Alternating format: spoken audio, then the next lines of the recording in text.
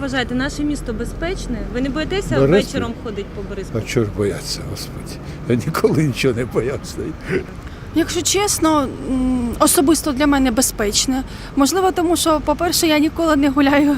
Ну, дуже рідко, якщо я гуляю вечорами по вулиці, то ніколи нічого не траплялося. Живу тут вже, слава Богу, 28 років. Та й вдень, якщо чесно, ніколи свідком не була такого, щоб там десь сумку вирвали або ще щось, як це за кордоном, в принципі, це правда.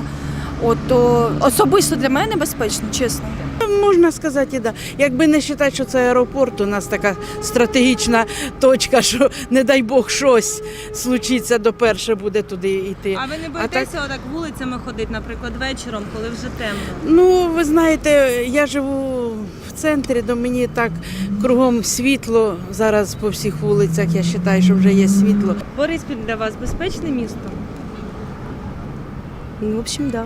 Не боїтеся вечором ходити по місту? Ну, вы знаете, я вообще-то живу не в Борисполе, поэтому мы приезжаем с ребенком на танцы, на бальные, і нам до автобуса дойти безпечно. Мені пощастило, я не так багато ввечері хожу, ну правда, ну так і є. Я считаю, что город Борисполь, он безопасный город, и мы можем нормально тут проводить время и с детьми. Конечно, есть отдельные районы, микрорайоны, в которые, может быть, не стоит там людям ночью ходить, но центр города безопасный и устроен так прекрасно, что и освещен, и нормально, достаточно много нормальных людей, которые всегда придут на помощь. Я живу, ну, в принципі, невелике місто, мені, в принципі, подобається воно. Ну, як і в кожному місті, так, трапляються якісь там випадки, бо були і розбої, всякі, ну, нещасні випадки трапляються. Ні, небезпечні, але не боюся, тому що, в принципі, у нас і поліція, і служба, і мобільна бригада відповідає за безпеку на наших вулицях. Бориспіль для вас безпечне вечором? Чи ви задумуєтесь перед тим, як іти гуляти ввечері? Так, задумуюсь. Чого саме ви боїтеся? Ну, що можуть напасти. У Борисполі? Так, в Борисполі. Бо у нас багато таких ситуацій просто було. А в центрі ви не боїтесь ввечері гуляти?